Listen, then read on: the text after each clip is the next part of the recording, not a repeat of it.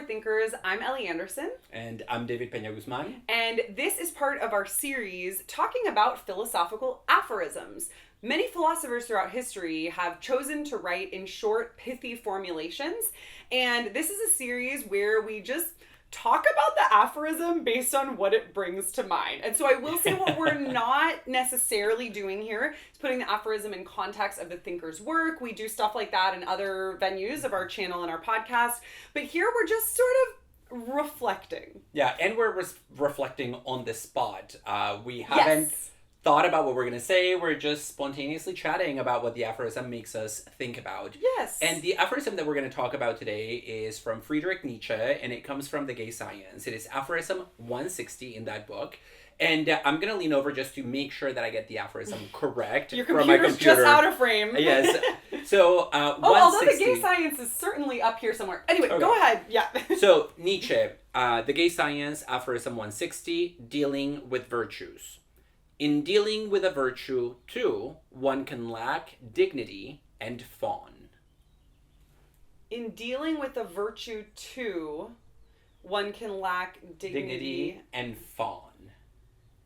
What is this choice of aphorism, dude? Okay, you tell us what you think. I'm actually going to get the Gay Science from behind you. And... to double check the translation? Yeah, because you know I'm a Walter Kaufman girl myself. You said it was Aphorism 160? Yeah, 160. Okay, so tell us what your first thoughts are on the basis of this. So I think this is one of the ways in which Nietzsche articulates his critique of Christian morality and and presents his view that appears in many forms in various writings, that there is such a thing as an excess of Christian virtue that can, in fact, be considered a vice. Okay, yes. Yeah. And I will say, I checked it. You did have the Kaufman translation. The dealing with virtues. In dealing with a virtue, too. Flipping my hair. One can lack dignity. Well, you didn't say, you like left it vague. It's just this random computer document. Okay, I'm obviously stalling because I don't know what to say about this aphorism. Okay, but I think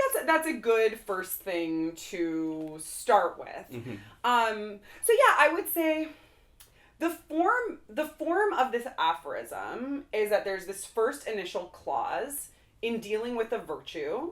And then there's the comma and and just the word to, right? And then we have this other, this other primary clause, one can lack dignity and fawn. And so I think you're right that there is an opposition being set up between our expectation of what virtue is, what it looks like, etc., and then what a virtue actually can be like, right? And so we think virtue...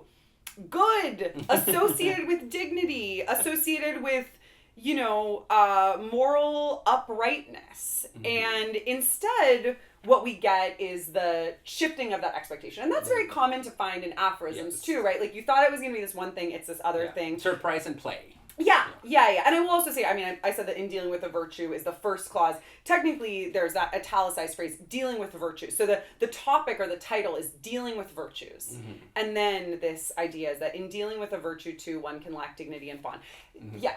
So, so let's pick it apart a little bit. In dealing with virtue could mean either in dealing with somebody who is virtuous. So in dealing with somebody else's virtues, one could lack dignity and fawn, meaning one could be sycophantic to an absurd degree in relation to somebody who is deemed, or maybe even is virtuous, and maybe Nietzsche is saying, don't fetishize the virtues to such a degree that you become a sycophant and you lower yourself in the presence of them.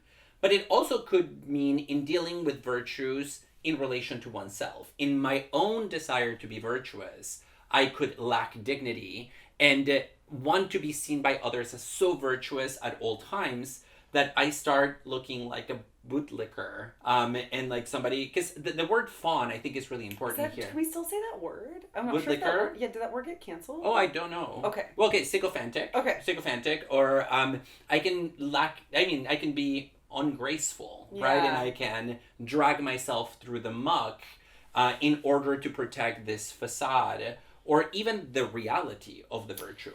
Yeah, and there certainly is a theme one sees in moral philosophy that certain virtues, when people are self-conscious of them, suddenly seem less virtuous, right? And so the virtue of humility, if you are aware of being a humble person, that seems to detract from the humility itself. I'm trying to think about virtues that might be expressions or exemplifications of what Nietzsche's talking about here. What sort of virtues might we think of that, in dealing with them, we could lack dignity and fawn? Yeah, so I think if you think about the main Christian virtues, like humility would be one of them. Somebody who is excessively humble, at some point, it becomes braggadocious. Right? Yeah, somebody who is obsequiousness. Yes, yeah. exactly. And whether or not we want to use your term, yes. And there are other bad terms that one could use to describe this too that are kind of offensive, but this sycophantic, I think that seems relatively straightforward here. Okay, if one is overly humble, one can lack dignity. Mm-hmm. So that seems straightforward, right? That you would be kind of abasing yourself. Abasing yourself, but also there might be here almost a dialectic where the excess of humility becomes a kind of pride on its own. And in fact, this is what Nietzsche says On the Genealogy of Morality, that the humility of the Christian is in fact an expression of pride.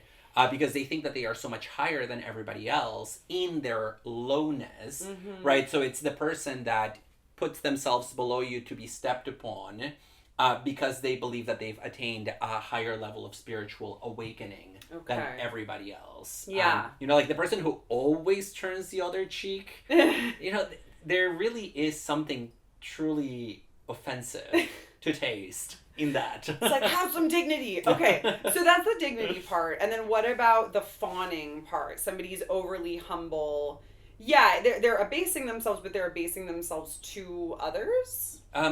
Or abasing themselves in front of the virtue, I would say. And I mean, maybe I'm wrong about this, but the word fawn, it brings to mind, to me, this is the image, somebody salivating, wanting something that is just outside of reach, right? Like fawning for someone or for something. Okay. And so it can make you appetitive in relation to it. And so I think that sense of a lack of control or an overactivation of an egocentric desire that takes the outward manifestation of simply wanting to be virtuous. Yeah, I guess maybe I understand fawning a little bit differently, because I don't think of it as having to do so much with appetitive desire as with appeasing. It's flattery basically, or fawning over someone to sort of set yourself at their feet. So yeah, I would maybe read that a little bit differently. Okay, so what happened with this, we can just tell our viewers here, is that we're starting this series on the aphorisms, and we'd each chosen a bunch of aphorisms that we're gonna talk about over the course of this period of recording. And you were tasked with the Nietzsche one, and you chose this giant block of text, and I was like, David, I know some of Nietzsche's aphorisms are very long, but it's not going to lend itself to a YouTube format. You got to choose a shorter aphorism. So I hadn't seen this aphorism until you're just showing it to me. And I'm like, why this one? What else is there to talk about? Because it's short. That's what you wanted. There are other short aphorisms in here. So tell us a little. This isn't about the other aphorisms that one could have chosen, but let me just tell you, I opened to a random page of the Gay Science and found a better one that's of equal length. So I'm going to let you defend this aphorism, or maybe tell us like a little bit more of what you're seeing in it. Because I think I'm just having a hard time actually feeling, like, knowing whether I agree or disagree with it, because I don't actually fully get it. I mean, I grew up Catholic. I definitely agree with this. Okay. Like there's no way not to see the undignified places people will go for virtue. Again, either true virtue or perceived virtue. Yeah, semblance of virtue. Totally. I think there is a good argument in Nietzsche that a lot of Christians' conception of virtue has to do with its perception in the eyes of others. And so this notion of lacking dignity and being unwilling to put a limit, because when I think about dignity, it's about putting a limit on others. and realizing that there is a place beyond which you cannot go without betraying yourself. Yeah. And so I think there are some places that we should not go in the pursuit of some of these Christian ideals, that sometimes the Christian believer is unwilling to put, and that's what makes it lack dignity. Okay. Yeah. Just like I think virtue at all costs. Yeah, I think your point about a religious background here, which you had already mentioned that towards the beginning, but I think the way you just stated it helps me to understand a bit more, because I do think that when we're talking about organized religions, or really any organized hierarchical system of authority, there is this sense in which, in order to impress the higher ups, there is this fawning that is encouraged and in some cases even expected. And I have definitely been on the other end of that, of being like expected to fawn and to perform a certain kind of virtue, and then of being like, bye. Which doesn't mean that I'm like, oh, I don't get this aphorism because it doesn't apply to me. But just, I think it is a little bit removed from how I would maybe necessarily respond to this. And I think for sure when Nietzsche's saying in dealing with a virtue, the implication there is a perceived or recognized virtue. Like, I don't think Nietzsche's necessarily saying, because I don't think he really believes in virtue. But he believes in the existence of the concept of virtue. Oh, sure. Yeah. And but as it exists in our actual material realm, not as like this thing we should be striving after. Some people have read Nietzsche as a virtue ethicist. They're wrong.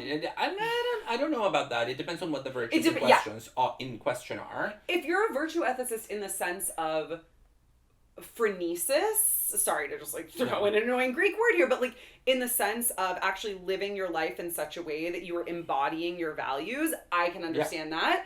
But if we're talking about actual virtues, I do not see Nietzsche doing that at all. And in fact, his whole thing is this transvaluation of values. And so we need to really consciously transform the values that we adhere to. And I would say that virtue ethics in its colloquial sense would be one of the things that we have to overcome for Nietzsche. Yeah, but you can also see some parallels between this aphorism in dealing with a virtue to one can lack dignity and fawn, and classical virtue ethics in the sense of Aristotelian ethics, where all of the Aristotelian virtues, when taken to an extreme, literally, if you just seek that, they become a vice. So think about truthfulness. We can say all we want that being truthful is a virtue, but there are circumstances in which being truthful is not the right solution to a moral problem. And in fact, you become boastful, according to Aristotle, if you are so committed to being truthful that you just say the truth at all times,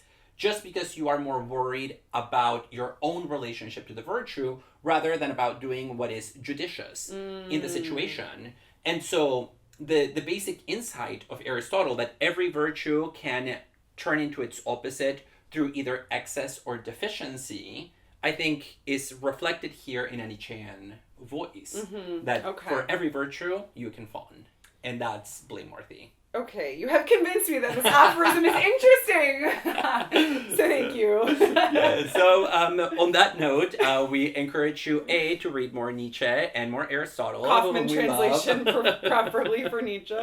And we also encourage you to listen to our podcast, check out our website, our social media, and you can also join our community of patrons by becoming a member. Thank you so much.